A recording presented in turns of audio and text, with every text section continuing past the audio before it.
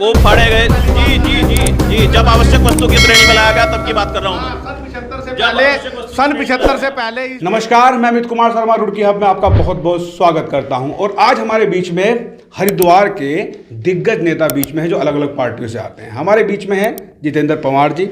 हमारे बीच में जितेंद्र पवार जी का परिचय देता हूं पहले। ये वरिष्ठ कांग्रेसी नेता हैं। और हमारे साथ हैं परवीन सिंधु जी जो भारतीय जनता पार्टी के वरिष्ठ नेता हैं। और आम आदमी पार्टी के हमारे बीच में है जितेंद्र मलिक जी।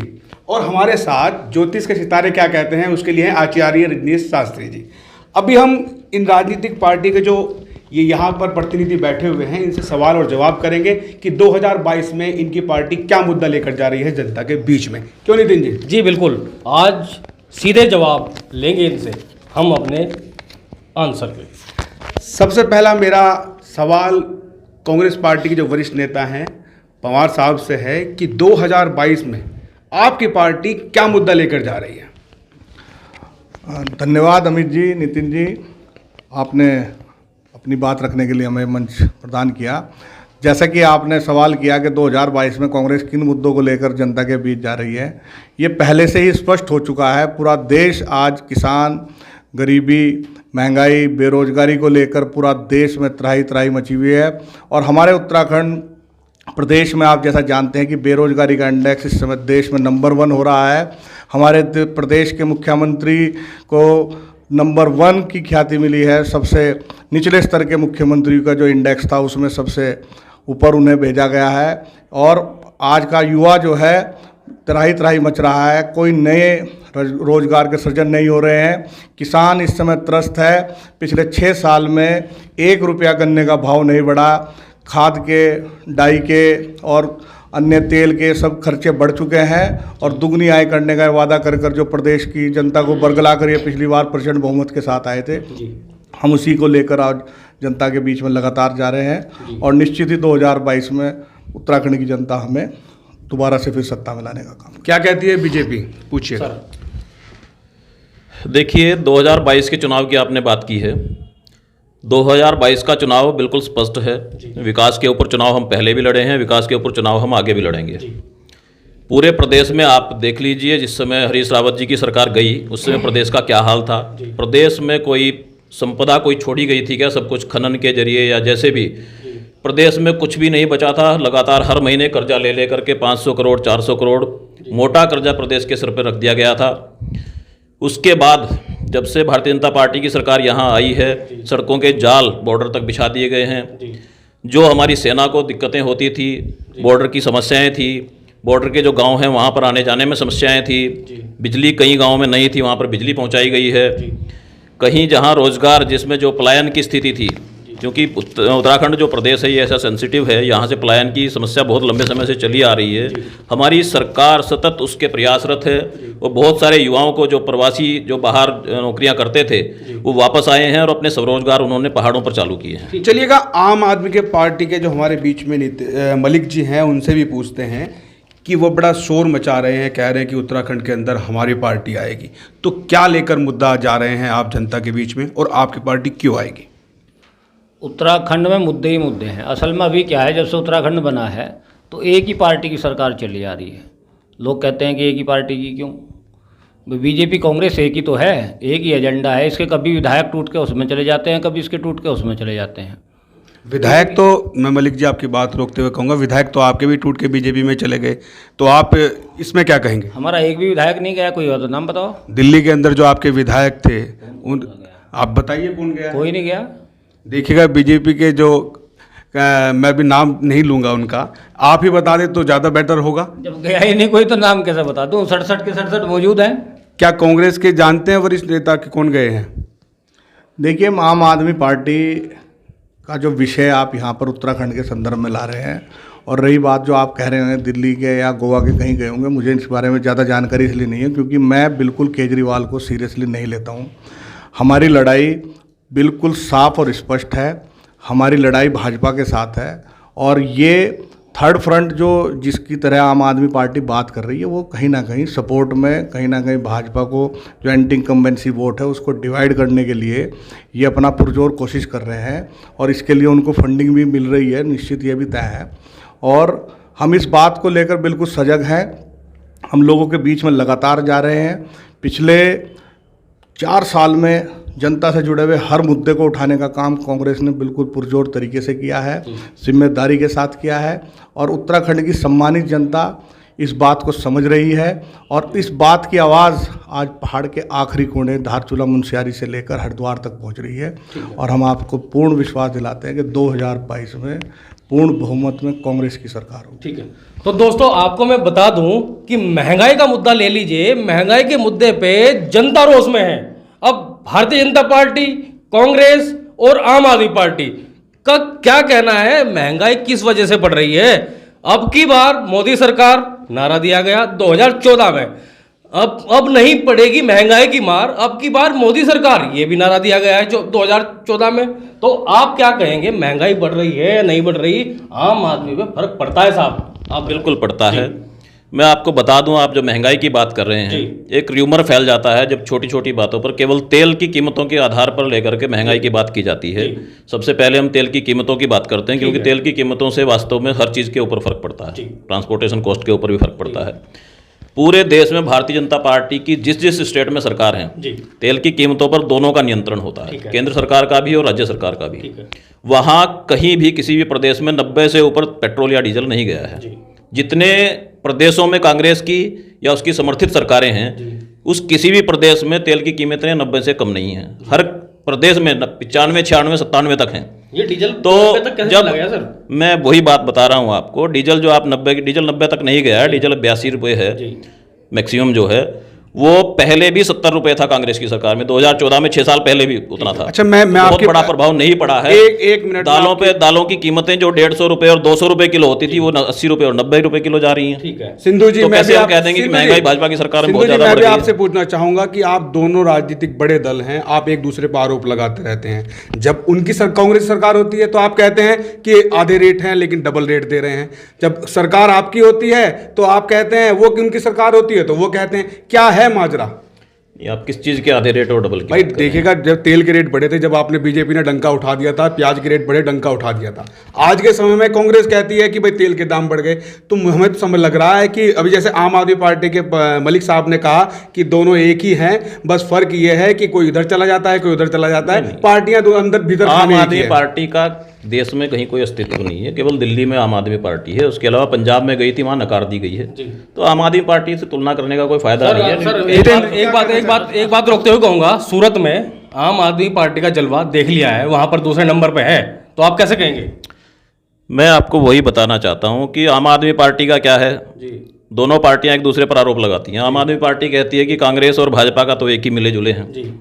कांग्रेस कहती है कि आम आदमी पार्टी तो भाजपा की टीम है। तो इस तरह के आरोप प्रत्यारोप आपस में लगाने का कोई फायदा नहीं है। केजरीवाल जी का सबने देख लिया है, केजरीवाल जी को सीरियसली लेना लोगों ने छोड़ दिया है। आप क्या कहेंगे? असल में क्या है कि भाजपा में जो अहंकार है, उसके छोटे कार्यकर्ता से लेकर प्रधानमंत्री तक, ये अहंकार इन्हें ले डूबेगा। ये भूल जाते हैं कि किसी भी चीज़ की शुरुआत छोटे से होती है। कहते हैं हम गिनती नहीं करते, हम नोटिस नहीं करते, हम वो नहीं करते। इनको पता होना चाहिए कि 84, 86 तक इनके 2 सांसद थे, 2 से ही आज सत्ता में हैं। हमने तो 4 से शुरुआत करी है, हमारे तो 4 सांसद थे, तो आपसे तो डबल स्पीड से हमने शुरुआत करी है। दूसरी बात यह है कि अहंकार के वशीभूत किसी को छोटा बोलना, किसी को ये बोलना, आपको दिखाया, दिल्ली में दिखाया, दिल्ली में आपने कहा कि बहुत छोटी पार्टी है, सत्ता में आ नहीं सकती। अभी सूरत का आपको उदाहरण दिया है। यहाँ भी हम अपना संगठन बना रहे हैं और बहुत तेज़ी से बता रहे हैं। और मैं आपको बता दूं कि चौंकाने वाले परिणाम हम आपको देंगे, चौंकाने वाली स्थिति होगी जिस तरीके से हम संगठन बना रहे हैं। हमें भरोसा है अपने संगठन पे। ठीक है। दूसरी बात महंगाई की। महंगाई में हम लोग टीवी पे देखते थे, सुषमा स्वराज जी, अरुण जेटली जी, राजनाथ सिंह जी, मोदी जी तो कहीं सीन में थे। रोड की अपने वीडियो दिखाई हैं लोगों को, और वो गले में प्याज की माला है, आलू की माला। असल में क्या है, आप इसकी वो समझियो। हमारे यहाँ छोटू राम जी, चौधरी चरण सिंह जी कहा करते थे कि ये व्यापारियों की पार्टी है, मंडी फंडी पे भरोसा मत करना। ये चौधरी साहब का और उनका सबका वो था। ठीक है। उसका कारण यही था, ये जैसे इनके सत्ता हाथ लगी तो ये वो 70 साल का जो पैसा कमाना चाहते हैं व्यापारी वर्ग, वो सारी नीतियां उनको देख कर बनाई जा रही हैं। जैसे कृषि कानून है, कृषि कानून बनाया गया सिर्फ इसलिए कि कुछ घरानों को फायदा हो। वो सबको पता, जो भी पढ़ लेगा वो समझ आ जाएगा। दूसरा महंगाई, किसान से खरीद रहे आप 2 रुपये 4 रुपये किलो, मार्केट में आ रहा वो 40 रुपये किलो। वो 36 रुपये कहाँ है? महंगाई इसलिए बढ़ रही है। कांग्रेस कहती है, क्या कहती है कांग्रेस कि महंगाई कम कर देंगे? क्या आगे आप दावा करते हैं कि महंगाई कम कर देंगे? बिल्कुल निश्चित। देखिए अमित जी, बड़ी हास्यास्पद स्थिति आज देश में हो रही है कि जिस महंगाई को 2014 तक डायन कहा जाता था, आज उसे अपनी गर्लफ्रेंड मान लिया गया है।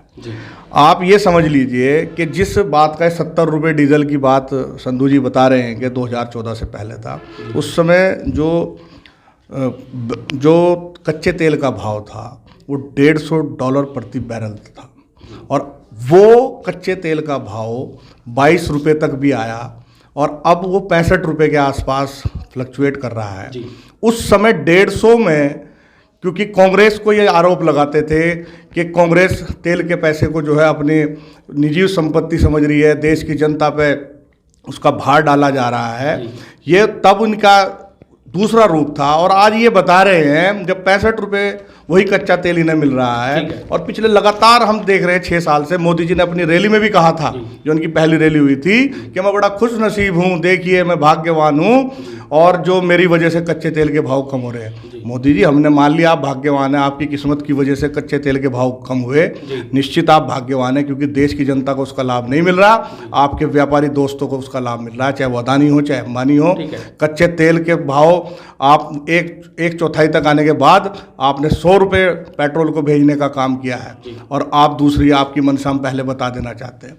इस भारत के देश की जनता को जो सस्ता खाद्यान्न उपलब्ध कराने के लिए खाद्य सुरक्षा गारंटी का बिल यूपीए की सरकार द्वारा लाया गया, आप उसको भी तोड़ने का काम कर रहे हैं। आप इस कानून को, जो आप काले कानून ला रहे हैं, उसमें आपने जो आवश्यक वस्तु अधिनियम एक्ट को ख़त्म करने का जो काम किया है, उससे 100% पूरे देश में कालाबाजारी करने के लिए उद्योगपतियों को मनमानी करने का मौका मिलेगा। वो अपने बड़े बड़े गोदाम जो उन्होंने पहले ही बना लिए इस कानून के आने से पहले, उन गोदामों में खाद्यान्न को भरकर जो देश की आम जनता 63%, मैं आपको बताना चाहता हूँ, उत्तराखंड के 63% लोग खाद्य सुरक्षा गारंटी बिल के अंतर्गत आते हैं। उन 63% लोगों के साथ आप धोखेबाजी करने जा रहे हैं, और निश्चित इस चीज़ को देश भी देख रहा है, और कांग्रेस भी इस बात को पूरी पुरजोर तरीके से उठा रही है, और आने वाला समय इसका परिणाम निश्चित दिखाएगा। ठीक है, अभी हमने तीनों राजनीतिक पार्टियों के जो यहाँ पर वरिष्ठ नेता बैठे हुए उनसे पूछा, आप किसी राजनीतिक पार्टी से नहीं आते हैं, तो आपके क्या विचार हैं महंगाई को लेकर?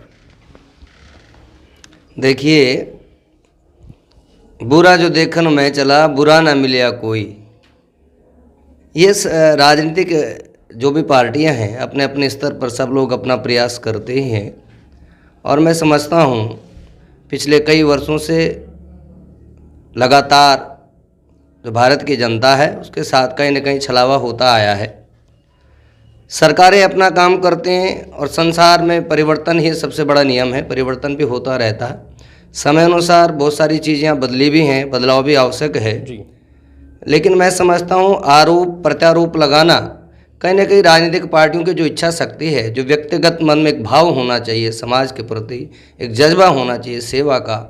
पहले जो लोग राजनीति में आते थे, राजनीति उन सब लोगों का सब लोग अनुसरण करते थे, उनको पूजते थे, उनको देवता स्वरूप माना जाता था। आज राजनीतिक स्तर जो है कहीं ना कहीं मैं समझता हूँ इसमें गिरावट आई है, इनके मानवीय मूल्यों में। अब पंडित जी आपकी बात रोकते हुए कहूँगा कि राजनीति के जो राजनीतिक लोग हैं वो अपना उल्लू सीधा कर रहे हैं, सीधी बात कहूँगा, लेकिन पिस कौन रहा है? उसमें पिस रहा है आम जनता। महंगाई की मार किस पे पड़ रही है? आम जनता पे। जितनी भी फैसिलिटी होती हैं, जो बड़े बड़े नेता बन जाते हैं, उनको हर फैसिलिटी का लाभ चाहिए।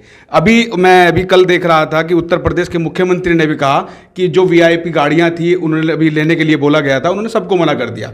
तो कहीं ना कहीं बीजेपी के जो मुख्यमंत्री हैं उत्तर प्रदेश के, लेकिन अकेला चना भाड़ नहीं फोड़ता, और उन्होंने मना किया लेकिन दूसरी पार्टियों ने विरोध किया, तो उसके बारे में भी आप कुछ कहना चाहेंगे? देखिए, ये बहुत ही गंभीरता का मुद्दा है कि मैंने जैसे आपको बताया, इस बात को किसी भी स्तर पर आप सोचें, विचार करें। जैसे अब हम रुड़की की बात करें, अब हमारा जो रुड़की नगर है, हम बहुत दूर न जा कर के केवल अपने नगर की बात करते हैं। यहाँ हमारे नगर में स्थिति आज ये हो गई है कि एक आम आदमी जो है, अब रुड़की नगर का जो व्यक्ति यहाँ से अगर हरिद्वार की ओर चला जाए तो 500-400 रुपये से टोल टैक्स में निकल जाएगा। यहाँ से व्यक्ति अगर भगवानपुर की तरफ चला जाए तो वहाँ फंस जाएगा, वहाँ से मेरठ की तरफ चला जाए, भाई वो इतने पैसे जो टोल टैक्स में देगा, जहाँ 75 और 100 रुपये आप लगा रहे हैं। कल मेरी एक तरफ जब मैं टोल टैक्स से गाड़ी हरिद्वार गया, कुंभ का स्नान था, तो मेरा जो उसमें जो वो लगा हुआ था तो उस समय वो फास्टैग जो लगा हुआ था उस समय तो उसमें कुछ नहीं कहा। उन्होंने कहा भाई ठीक है।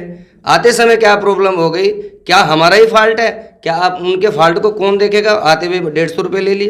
क्या कहते तो ये जी नितिन जी आप पूछेगा। देखिए दोस्तों, अब क्या होता है, जो अब टोल टैक्स बने हैं, फास्ट टैग लगना अब सबको अनिवार्य रूप कर से दिया गया है। लेकिन अनिवार्य तो कर दिया, अब पंडित जी जैसे यहाँ से निकले वहाँ पर फास्ट टैग नहीं चला, तो गलती किसकी? गलती किसकी? इनके एक साइड से 150 रुपीज काट लिए गए, जबकि लगा हुआ था। आप क्या कहेंगे सर? देखिए, इसको बोलते हैं ऑर्गेनाइज लूट जी। ये सामूहिक लूट है। मेरे बड़े भाई सम्मानित संधू जी ने कहा कि विकास के मुद्दे पर चुनाव लड़ा जाएगा, और विकास एक ऐसा शब्द हो गया है जिसे पूरा भारत पिछले 7 साल से लगातार ढूंढ रहा है। जब से मोदी जी मीडिया में आए थे, मीडिया ने उन्हें देश का खैर ख्वाह बनाया था, तब से लोग लगातार विकास को ढूंढ रहे हैं। और विकास की परिभाषा अगर आपको देखनी है, पंडित जी ने उदाहरण दिया, हम रुड़की से ही शुरू करते हैं, दूर जाने की हमें ज़रूरत नहीं। आप रुड़की से लक्सर की तरफ जाएंगे, विकास आपको पागल हुआ दिखाई देगा, पागल हो जाएगा। इस कदर पागल हो जाएगा कि अगर आपने 20 से ऊपर अपनी गाड़ी चला दी तो वो पागल कहीं भी घुस सकता है। वो लगातार उस विकास को आप देख सकते हैं। सबसे बड़ा मुद्दा, हिंदू सुचिता की बात करने वाले, हिंदू संगठनों के खैर ख्वाह बनने वाली भारतीय जनता पार्टी की सरकार केंद्र में भी। जितेंद्र जी, मैं आपसे मुझे आप मेरी बात पूरी करने दें। वैसा मैं बड़े गंभीर मुद्दे को उसे उठाना चाह रहा हूँ। हमारा धार्मिक आस्था का प्रतीक कुंभ का स्नान यहाँ पर चल रहा है, तो हमारी पहले तो मांग ये थी कि यहाँ पर कम से कम हमारे हरिद्वार के लोगों को के लिए तो टोल फ्री होना चाहिए था। लेकिन मैं उसके बाद दूसरी बात आपसे कहना चाहता हूँ कि जो लोग यहाँ पर यात्री आ रहे हैं, आप ये समझिए कि 2012 में महाकुंभ हुआ था, 10 में महाकुंभ हुआ था, अब दूसरा महाकुंभ आ गया है।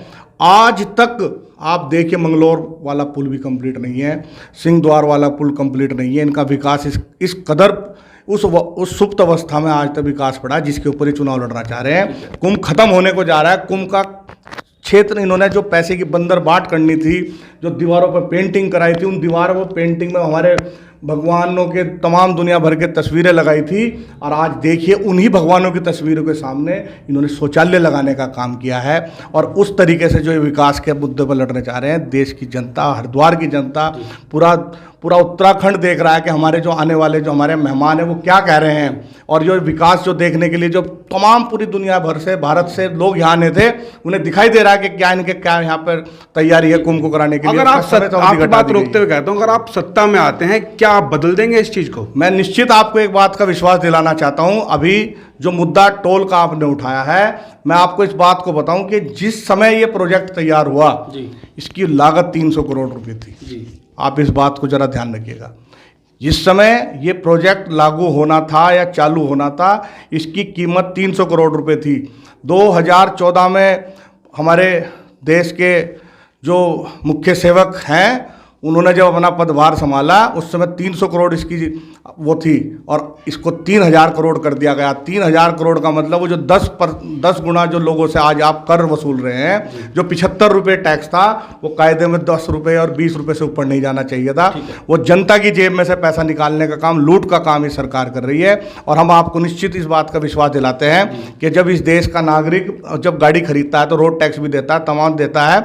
हम इस बात को बिल्कुल निश्चित, और आने वाले कल से जो विधानसभा सत्र चालू है, हमने अपने नेता प्रतिपक्ष से इस बारे में बात करी, और उन्होंने कहा है कि मैं इस पुरजोर तरीके से इस मुद्दे को उठाने जा रही हूँ। वो आपको देखने को मिलेगा जो कल से बजट सत्र जो कल से गैरसैंण में चालू होने जा रहा है, उसमें कांग्रेस की आवाज आपको इस टोल के लिए दिखाई। आम जनता टोल टैक्स पर धरने भी कर रही है, प्रदर्शन भी कर रही है, लेकिन कोई राजनीतिक पार्टी वहां पर दिखाई नहीं दे रही है। क्यों? प्रवीण सिंधु जी जवाब देना चाहते हैं। पहले मैं एक बात उनसे ही पूछ लूँ, फास्ट ट्रैक अनिवार्य कर दिया गया है, पंडित जी गाड़ी में लगा था, लेकिन 150 रुपये एक तरफ के फिर भी कट चुके हैं, वो किसकी गलती है सर? पहले तो मैं ये बताना चाहूँगा कि ऐसा टेक्निकली पॉसिबल नहीं है कि कोई फास्टैग लगी हुई गाड़ी किसी टोल से निकली और वहाँ उसका पैसा बिल्कुल भी नहीं कटा और एक ही बार में 150 कट जाए, तो ऐसा पॉसिबल नहीं है। पंडित जी को ऐसा हुआ होगा कि वो मैसेज इनके पास पहले नहीं आया होगा। आते हुए अगर कैश में लिया है तो आपका फास्टैग रिचार्ज नहीं होगा पंडित जी। रिचार्ज अगर नहीं जाते हुए फास्टैग को पास हुआ, आते हुए जो है काम नहीं कर रहा। मैं वही कह रहा हूँ, माइनस में भी एक ही बार जाता है। एक ट्रांजैक्शन माइनस में होती है, वो जाते हुए इनकी हो गई, बता रहे हैं पंडित जी की जाते हुए एक बार हो गया, और तो आते हुए इनके रिचार्ज नहीं होगा, जाते हुए एक माइनस में चली गई, आते हुए इनके पास उसमें रिचार्ज नहीं था। नहीं, तो वो तो मैं प्रत्यक्ष था। 15 फरवरी का, पंडित जी मैं वही कह रहा हूँ, 15 फरवरी के बाद से नियम है, वो पहले भी होता था, जो कैश लेन थी उसमें पूरा लगता था, और जो टैग लेन थी उसमें डबल लगता था, वो नियम है। ठीक है, उसके बाद विकास की जहाँ तक बात आप माननीय पवार जी ने करी है, और लक्सर रोड की खासतौर से बात करी है, लक्सर रोड अटकी हुई थी, वो भी शुरू हो गई है। गड्ढे हैं, कितने साल लगे तैयार होने में? मैं उसी बात पर जा रहा हूँ, मैं उसी बात पर जा रहा हूँ, मैं उसी बात से लाने आते हैं। जी जी जी जी जी अगर सुनेंगे तो मैं बता पाऊंगा, जी क्योंकि मैं किसी के बीच में बोला नहीं हूँ, मैंने कोई टिक्का टिप्पणी नहीं की है। जी जिस रोड की बात आप 300 करोड़ के प्रोजेक्ट की बात कर रहे हैं, वो कांग्रेस के शासन में चालू हुआ था, जी लेकिन जिस कंपनी को ठेका दिया गया था वो कंपनी भाग गई। जी ठीक है, उस कंपनी के बाद जब रीटेंडरिंग की बात आई तो उस कंपनी ने केस कर दिया, जी उस कंपनी से परिवहन मंत्रालय लड़ा, सिंधु जी, उससे किसी तरह से टेंडर सिंधु जी करके- आपकी बात रोकते हुए अभी आपने कहा कि वो कंपनी भाग गई, जब दोबारा टेंडर हुआ अभी आप ही के शब्द हैं कि उस कंपनी ने केस डाल दिया, तो ऐसे कैसे नहीं, पॉसिबल मैं हो कह सकता रहा है हूं सर? ना, रीटेंडरिंग की प्रक्रिया के दौरान उसमें केस तो जब डाला, कंपनी भाग केस गई थी, तो वो उसे कहां से blacklist आ गई किया- वापस? उसे ब्लैकलिस्ट किया गया, किसने ब्लैकलिस्ट किया उसको? साहब कोर्ट ने ब्लैकलिस्ट किया, सरकार ने ब्लैकलिस्ट किया। क्या क्या कहती है आम आदमी पार्टी? असल में ये बात पूरी होने दीजिए ये मेरी। संगठित लूट है।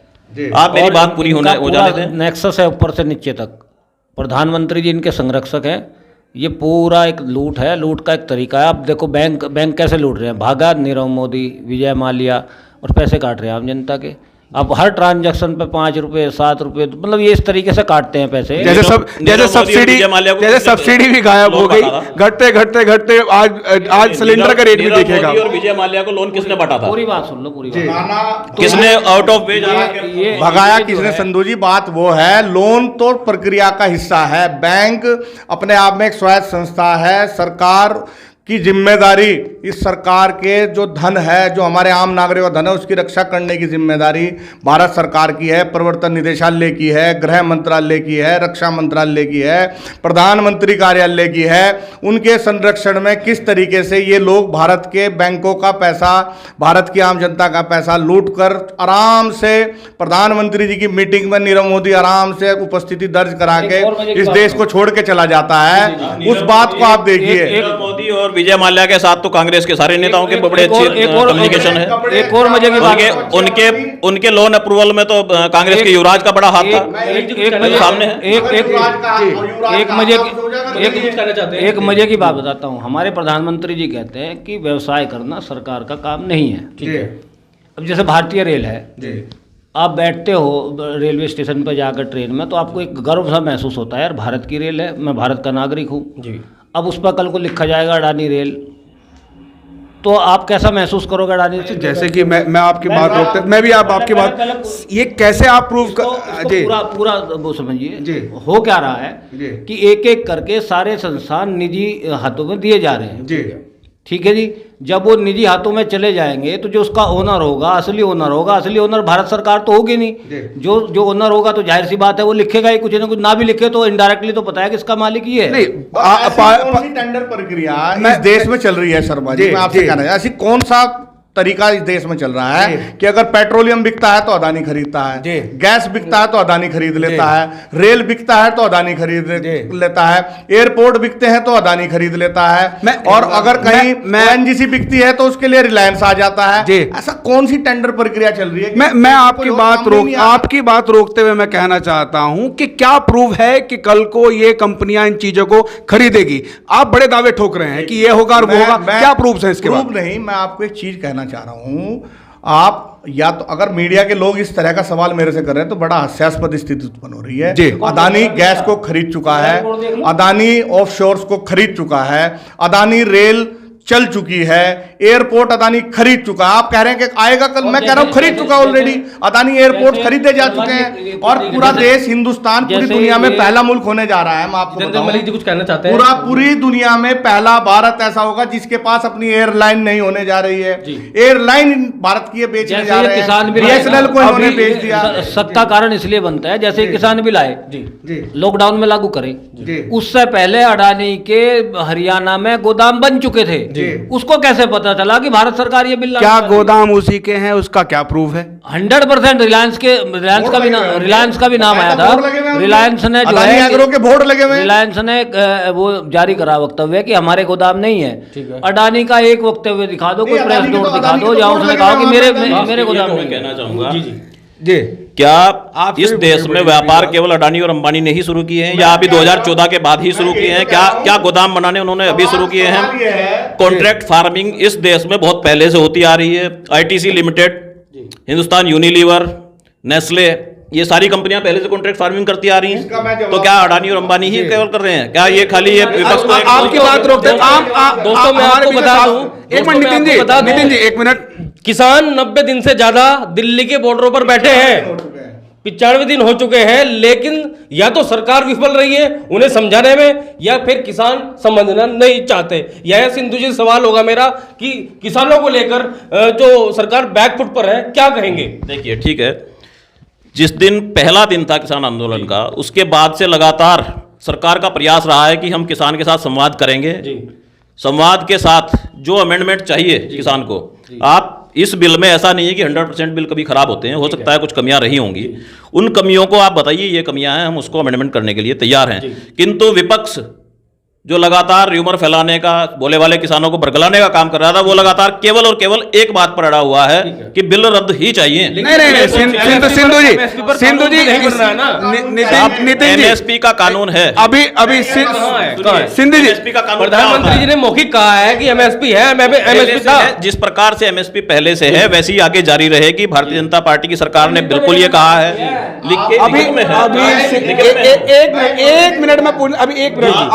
एक मिनट सिंधु जी मेरी बात सुन लीजिएगा। आप एक बात बताइए, आपकी जहां पे बॉर्डर पे जहां पे किसान बैठे हुए हैं, आपकी पार्टी का विधायक वहां पर दंगे करवाता है, क्यों? जी नहीं, बिल्कुल भी नहीं दंगे करवाए। वो खुलेआम बोल रहा है वो कि गया मैं किसानों को नहीं बैठने दूंगा, इनको भगाओ जूते मारकर। इसकी वीडियो भी वायरल है सोशल मीडिया पे, सारी वीडियो है। मैं अगर हमारी पार्टी का कोई विधायक, उसकी भाषा शैली इस तरह की है तो मैं उसका भी विरोध करता हूँ। उसकी गलत बात है, उसकी भाषा संयमित होनी चाहिए और उसको नहीं जाना चाहिए था वहाँ। पंडित जी आप बताइए। देखिए, ऐसी तो बहुत सारी बात हुई है, किसान नेताओं ने भी वहाँ जातिवाद शब्दों का प्रयोग किया है। ठीक है, हमारे ब्राह्मण समाज के लिए बहुत उन्होंने उल्टा सीधा बोला है, लेकिन उसके बाद टिकैत जी ने माफी भी मांगी है। लेकिन बीजेपी और एक मन की भावना व्यक्त करना, देखिए ऐसे बहुत सारी चीजें हैं, बाद में आप खेद प्रकट कर रहे हो, क्षमा मांग रहे हो। मैं समझता हूँ कांग्रेस का यदि देश में पतन हुआ है तो कांग्रेस को एक बात तो जरूर समझनी चाहिए कि हर बात का विरोध भी ठीक नहीं होता है। मेरी व्यक्तिगत उनको सलाह है, हर बात का जो है केवल विरोध करके देश नहीं चलता है। विरोध करना उनका नैतिक अधिकार है, वो विपक्ष में बैठे, करना चाहिए। हो सकता है कल उनकी सरकार भी आएगी, लेकिन हर चीज़ का विरोध करना, ये देश के जो देश को खत्म करने वाले लोग हैं उनके साथ समझौता करना, उनके साथ मिलना, देश की परंपरा को बिगाड़ने का कार्य करना, उन लोगों से पार्टी को अपना पल्ला झाड़ देना चाहिए। कांग्रेस पार्टी का इतिहास इस प्रकार से रहा है, कांग्रेस पार्टी को आगे भी देश सेवा में आगे आने चाहिए, समाज सेवा में आगे आना चाहिए। आप कहना अपना जो प्रतिनिधित्व है वो अच्छे हाथों में देना चाहिए। और भाजपा के जो जहाँ तक भाजपा की पार्टी में प्रदेश में भी करूंगा और मैं पूरा देश के लिए करूंगा, भाजपा पार्टी भी अपने अहंकार से कुछ बचने का प्रयास करे। जैसे कि मुद्दा मैंने बताया, तीर्थ नगरी है, अटक पुरोहित महासभा के अध्यक्ष होने के नाते प्रदेश सरकार से, रुड़की नगर के सारे जनप्रतिनिधियों से एक आह्वान करना चाहता हूं। मैं एक संत समाज से आता हूं, मेरा 4 चक्कर भी हरिद्वार लगता है, 5 चक्कर भी लगता है, रात्रि भोजन में भी जाना होता है, आजकल कुंभ चल रहा है, लगातार मेरा आना जाना है। तो इतने पैसे जो है हम लोगों के पास, संत समाज पे या आम जनता के पास 75 रुपए कोई टोल टैक्स का किराया होता है क्या? एक नई परंपरा इन्होंने प्रारंभ कर दी है, 75 रुपए का टोल टैक्स होता है। अभी 20 रुपए होना, चलो एक आदमी ले लेता है, 75 100 रुपए 150 200 रुपए आप जो टोल टैक्स लेंगे, ये क्या अत्याचार हो रहा है? हम कौन से देश में बैठे हुए? मैं इन सब चीजों की घोर निंदा करता हूँ और सारे प्रतिनिधियों से आह्वान करता हूँ। पंडित जी आपकी बात रोकते कहूंगा कि मुझे लगता है जो आपके वक्तव्य हैं, आप जो कह रहे हैं कि ये पार्टियां करती कुछ नहीं, एक दूसरे पर आरोप लगाती है, इसमें पिसता कौन है? आम जनता। कांग्रेस से सवाल पूछना चाहूंगा कि आपकी पार्टी कितने समय सत्ता में रही, ये आप भी जानते हैं, सब लोग जानते हैं, लेकिन आज तक मिडिल क्लास के लिए क्या किसी प्रदेश सरकार ने, मैंने हरीश रावत जी से भी ये क्वेश्चन किया था, जो पूर्व मुख्यमंत्री हैं यहाँ के, कि कभी आज तक किसी ने सोचा है मिडिल क्लास के बारे में? क्या कभी किसी पार्टी ने आज तक योजना बनाई है मिडिल क्लास के लिए? क्या प्रदेश सरकार ने या केंद्र सरकार ने कभी आज तक? टैक्स कौन देता है? टैक्स देता है middle class, service class tax देता है। हम घर से निकलते हैं, अभी टोल टैक्स की बात चल रही थी, हमने जब गाड़ी खरीदी, आरसी बनाई तो सड़क टैक्स दिया, रोड टैक्स दिया, फिर उसके बाद इंश्योरेंस कराते हैं तब रोड टैक्स देते हैं, फिर उसके बाद हम डीजल भरवाते हैं या पेट्रोल भरवाते हैं तब टैक्स देते हैं। अरे भाई, जनता टैक्स कौन दे रहा है? आम जनता। अरे भैया, करोड़पति कोई है, उस पर कोई फर्क नहीं पड़ता टोल का। जो गरीब आदमी है वो गाड़ी नहीं लेता, गाड़ी मैनेज करता है कौन? बेचारा मिडिल क्लास आदमी। लेकिन आज तक साहब किसी ने उसके लिए कोई योजना नहीं बनाई मिडिल क्लास के लिए। आप क्या कहेंगे? आपका सवाल था या जवाब था? पहले मैं आपसे पूछ रहा हूं कि मिडिल क्लास के लिए आपकी सरकार हो या बीजेपी की सरकार हो, कभी आज तक सोचा है? बिल्कुल वही बात। पहले तो पंडित जी ने जो बात कही कि कांग्रेस जो है हर बात का विरोध करते, कांग्रेस हर बात का विरोध नहीं करती। कांग्रेस मुद्दों पर जो जनहित से जुड़े हुए मुद्दे हैं, ये टोल का जो आपका मुद्दा है, इस देश में कांग्रेस का जो 70 साल का विकास है ना, जिसमें ये बेचने का काम कर रहे हैं, उसमें कभी इस तरह की लूट नहीं हुई। सड़कों पे आप जब जाते थे, सड़कें तब भी बनी हैं उसी दौर में, कभी आपने देखे इतने बड़े बड़े हाईवे बने हैं, लेकिन कहीं इस तरह की लूट नहीं थी। अगर कहीं किसी प्राइवेट कंपनी ने कहीं बीच में कोई प्रोजेक्ट किया है तो एक मिनिमम उस पर चार्ज होता था, जिसके द्वारा जनता पे कोई बड़ी, क्योंकि जहां हाईवे होते हैं, जहां पे टूरिस्ट बाहर के लोग ज्यादा जा रहे हैं, वहां पर तो ये बात ठीक भी है कि बाईपास बन रहे हैं। और जो हमारा रोज का आने जाने का रास्ता, आपने उस पर लूट मचा दी। हमारा सीधा आने जाने का हरिद्वार हमारा जनपद है, हमारा जनपद मुख्यालय हरिद्वार रोशनाबाद है। हमें छोटे मोटे अगर काम तहसील के कचहरी के होंगे, हमें हरिद्वार जाना पड़ेगा कि हम 150 रुपए का किराया सुबह शाम उसी को देने का काम करेंगे। हम उस बात को मुद्दा बना रहे हैं। दूसरी मैं आपको बताना चाहता हूं, आप जो मध्यम वर्ग की बात कर रहे हैं, मध्यम वर्ग को जो सुदृढ़ बनाने का काम किया है, वो यूपीए सरकार में सबसे मजबूत मध्यम वर्ग हुआ। किसानों के 60,000 करोड़ रुपए जब माफ हुए थे, वो भी मध्यम वर्ग का हिस्सा है। आप किसान को बाहर नहीं कर सकते उस चीज से। और जो मध्यम वर्ग, जिसकी आज आप पेइंग कैपेसिटी की बात कर रहे हैं, इस मध्यम वर्ग की पेइंग कैपेसिटी बढ़ाने का काम यूपीए 1 और 2 सरकार में हुआ। लेकिन आज अगर कोई सरकार उसको तोड़ रही है, आज अंबानी को जो कह रहे हैं कि कोई यहां सिर्फ अंबानी और वही व्यापार कर रहे हैं क्या, मैं आपको बता देना चाहता हूं कि इस लॉकडाउन के पीरियड में अगर किसी की कमर टूटी है तो वो मध्यम वर्ग की टूटी है। और अगर कोई सबसे मजबूत होकर रहा है, 52% किस तरीके से व्यापार अदानी का इसमें बढ़ गया, जब सारी दुनिया तमाम जो है एयरलाइन से लेकर सब घाटे में चल रही है।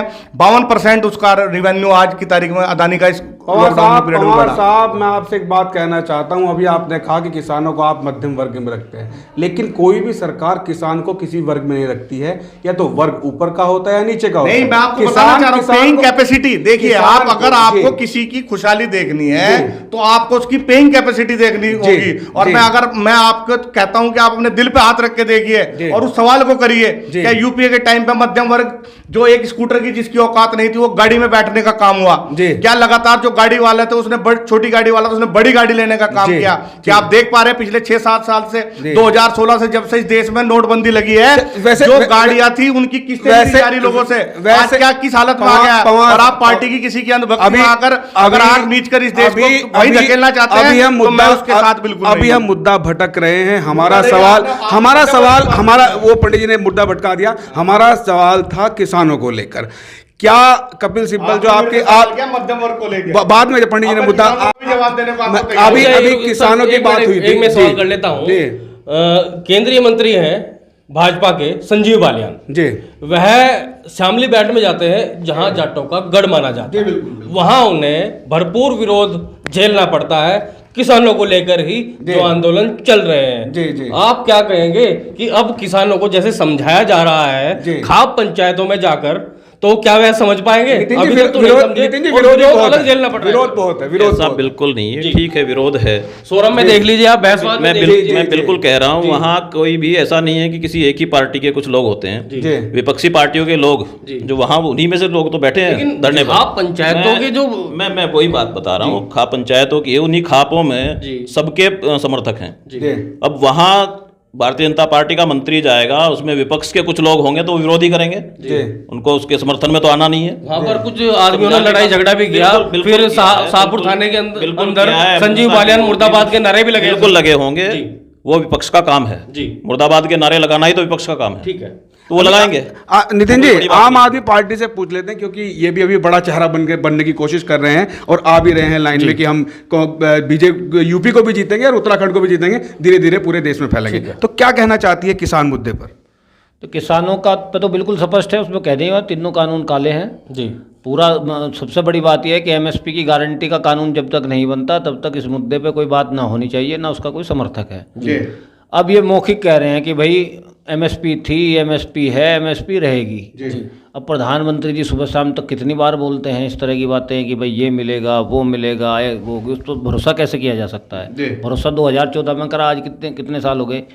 आय दोगुनी होगी। ठीक है। तो सबसे पहले तो अगर इन्हें समाधान करना है, किसानों के बारे में कुछ सोचते हैं, एमएसपी पे लिखित कानून चाहिए, लिखित गारंटी चाहिए। वो हो नहीं सकती, ना ये कर सकते, क्योंकि ये इन्होंने जो अपने विदेश में और जो अपने ये व्यापारी वर्ग है उनसे वो कर रखा है। ठीक है, मैं- एक मिनट, जी, एक जी, मिनट, अमित जी, जी, जी, कार्यक्रम समाप्त करते हैं, काफी टाइम हो चुका है। इस बात को आगे बढ़ाऊंगा, जी। क्योंकि ये बड़ा गंभीर विषय है। जी। और हमें चर्चा बिल्कुल स्पेसिफिक करनी चाहिए थी। अगर किसान पे है तो किसान का बड़ा व्यापक विषय है। मैं आपको एक चीज बता देना चाहता हूँ, इन कानून को बड़ी बड़ी संक्षिप्त स्थिति में बता, 3 कानून है। जी। आवश्यक वस्तु अधिनियम हटाना, जी। जो कानून था जी। उसको खत्म करना, जी। कालाबाजारी को जी। बढ़ाने के लिए, आप इसको ऐसे जी। समझिए। दूसरा कानून है जी। इसमें आपका कॉन्ट्रैक्ट फार्मिंग। जी। कॉन्ट्रैक्ट फार्मिंग में क्या है? जी। कॉन्ट्रैक्ट फार्मिंग संधू साहब ने, मैं इन्हीं की बात को आगे बढ़ा जी, जी, जी। कि कॉन्ट्रैक्ट फार्मिंग जी। जो है पहले से होती रही, नेस्ले ने किया, बिल्कुल, ने किया, बिल्कुल, जी। ठीक है, हो रही थी, अच्छी बात जी, है। जी, जी। अकेले अदानी नहीं करने जा रहे, लेकिन अब अदानी करने जा रहे, तो फर्क क्या आ रहा है? वो फर्क ये आ रहा है, कॉन्ट्रैक्ट फार्मिंग को एक्ट में लाया जा रहा है। जी। जब वो पहले से कोई चीज चल रही थी, उसका कोई आज तक कोई ऐसा रेफरकेशन हमारे सामने नहीं आए थे, लेकिन उसको एक्ट में इसलिए लाया जा रहा है क्योंकि उसमें सीधा सीधा जिस किसान के साथ इनका अनुबंध होगा, उस किसान के अनुबंध को ये क्या करेंगे, उसके साथ कॉन्ट्रैक्ट में पूरे के पूरे, जब आज एक किसान क्रेडिट कार्ड बनवाने जाता है तो उससे इतने कागजों पे साइन होते हैं, उसे पता ही नहीं होता, वो साइन करता रहता है। इसी तरह के कॉन्ट्रैक्ट फार्मिंग में जो क्लॉजेज हैं वो कह रहे हैं कि किसान की फसल क्या बोनी है वो बताएगा, उसके बाद बीज वो देगा, खाद वो देगा, साल में 3 बार इंस्पेक्शन करेगा। अरे हमारे किसान के खेत से जब गन्ना मिल तक जाता है उसमें से 1-2 क्विंटल गन्ना लोग वैसे निकाल के चूस लेते हैं, वो कभी हिसाब नहीं करता। उस चीज का हिसाब होगा। एमएसपी क्यों नहीं होगी? एमएसपी इसलिए नहीं होगी कि एमएसपी को अगर इन्होंने लिखित में दे दिया कि जब एक किसान अपने घर से अनाज लेकर मंडी तक जाएगा, उसे पता है कि मेरा गेहूं जो है 1500 रुपये बिकना है, वो 1500 रुपये का माइंड सेटअप करके अपना खर्चा तय करके कैलकुलेट करके तब जाएगा। जब वो वहां पे जाएगा, उसे वहां पे मंडी में आने के बाद कह दिया जाएगा तुम्हारा जो गेहूं है हम 1200 रुपये लेंगे, उसका आना जाना बेकार होगा, वो बेचारा 1200 रुपये दे के जाने को मजबूर होगा। इस तरीके से किसान के साथ लूट करना चाह रहे हैं। और वो जो गोदाम इन्होंने बनाए हैं, उन गोदामों में जो आवश्यक वस्तु अधिनियम को एक्ट को खत्म किया है, ये देश की जनता को मैं बता रहा हूं, जो किसान आज 20 रुपए 22 रुपए किलो आज आपको आटा मिल रहा है, वो 60 रुपए ना मिला तो मुझे बताना, उस चीज की लड़ाई किसान। प्रवीण संधू जी कुछ कहना चाहते हैं? मैं जवाब देना चाहूँगा आदरणीय पवार जी का। आपने आवश्यक वस्तु अधिनियम की बात करी। आवश्यक वस्तु अधिनियम को ख़त्म करना या कुछ चीज़ों को ख़त्म नहीं होता है, आवश्यक वस्तु अधिनियम ख़त्म नहीं किया गया है, कुछ चीज़ों को, कुछ फसलों को आवश्यक वस्तु की श्रेणी से बाहर किया गया है। ठीक है, मैं वही कह रहा हूँ, खाद्यान्न की स्थिति भारत में बहुत अच्छी है, बहुत सारा खाद्यान्न है। आवश्यक वस्तु की स्थिति तब आती है जब देश में कमी थी, उस समय आवश्यक वस्तु अधिनियम में वो चीज़ें जोड़ी गई। आज हटाने की आवश्यकता इसलिए है कि वो चीज़ें आज मैंने पढ़ा हुआ है, मैं आपको बता रहा हूँ, मेरी बात पहले आप सुन लीजिए, मैं आपसे बात करूँगा 1 मिनट में। उसमें होता क्या है, पहले किसान भंडारण नहीं कर सकता था। इस कुछ चीज़ों को आवश्यक वस्तु से हटने के बाद किसान अब उन चीज़ों का अपने यहाँ भंडारण कर सकता है। ठीक है। नंबर 1, देखिए जितेंद्र जी, काल्पनिक बातों पे करने का कोई फायदा नहीं है, काल्पनिक बातों को करने का कोई फायदा नहीं है। आपने कॉन्ट्रैक्ट की बात करी है, आपने नहीं, पहले कांग्रेस की सरकारों में ऐसा हुआ है कि कूप फाड़े गए, अरे क्यों नहीं हुआ, आप बताइए, आप नहीं हुआ है क्या? आप तो गांव के रहने वाले हैं। कहीं नहीं, हमने कभी नहीं सुना। बिल्कुल सुना है, बिल्कुल सुना है। खूब फाड़े गए। जी जी जी जी, जब आवश्यक वस्तु की श्रेणी में लाया गया तब की बात कर रहा हूँ मैं। सन 75 से पहले इस देश में ऐसी स्थिति जब खाद्यान्न की कमी थी इस देश में, 75 से पहले इस देश जी। में ऐसी स्थिति आ गई थी कि हमें मैं वही बात कर रहा हूँ, जब खाद्यान्न की कमी इस देश में थी उस समय ऐसा किया गया है, तो कांग्रेस नहीं किया है। दूसरी बात, हम इस बहस हम इस बहस बड़ी है। फार्मिंग की बहुत महत्वपूर्ण बात है। आपने कॉन्ट्रैक्ट की बात कही कि कॉन्ट्रैक्ट में इतने सारे कागज साइन करवा लिए जाएंगे और किसान की जमीन अपने नाम करवा लेंगे। ऐसा कुछ नहीं होता है। काल्पनिक बातें करने से खाली आंदोलन करने का कोई फायदा नहीं है। पंजाब की सरकार कांग्रेस की सरकार है। पंजाब में अभी तक का ये कानून था कि यदि कोई अपना कॉन्ट्रैक्ट खत्म करता है तो उसके ऊपर 5 लाख तक का जुर्माना, 5 लाख तक का मुकदमा कंपनी कर सकती है। लेकिन ये जो नया कानून है इसमें स्पष्ट था बिल्कुल, कॉन्ट्रैक्ट फार्मिंग में निर्देश दिए गए हैं, ऐसा नियम बनाया गया है कि यदि किसान अपना कॉन्ट्रैक्ट खत्म करना चाहता है तो वो एडवांस ली गई रकम को वापस करेगा और कॉन्ट्रैक्ट खत्म कर दिया जाएगा। नितिन जी, बहस लंबी है। मैं कि हम इस शो को यहीं पर खत्म करते हैं। हम इस शो को यहीं पर खत्म करते हैं। ये मुद्दा आपने सब मुद्दों पर बात कर ली है, लेकिन नितिन जी, जनता क्या कहेगी, कमेंट करेगी, आप लोग बताएंगे कि क्या है सच्चाई, क्या टोल प्लाजा है, क्या महंगाई है। नितिन जी, इन बातों को लेकर आप कमेंट करिएगा। हम इस शो को यहीं खत्म करने जा रहे हैं। Bye bye. एक मिनट, एक बात करना, क्या कहते हैं 2022 के सारे दो शब्दों में? मुझे लगता है जहाँ तक कार्यशैली, केवल 2 शब्दों में? 2 शब्दों में यही है मुझे जो लगता है कि बदलाव तो यहाँ उत्तराखंड में होता है हर 5 साल के बाद, लेकिन इस बार की जो स्थिति है मेरे व्यक्तिगत अनुभव ये कहता है भाजपा शायद पुनरावृत्ति करेगी। चलिएगा, पंडित जी ने कहा कि करेगी। मैं अमित कुमार शर्मा अब आप सब लोगों का बहुत बहुत धन्यवाद करता हूं और रुड़की हब में आप सभी जो जनता हमसे जुड़ी हुई है उसका भी बहुत बहुत धन्यवाद। नमस्कार, मैं अमित कुमार शर्मा।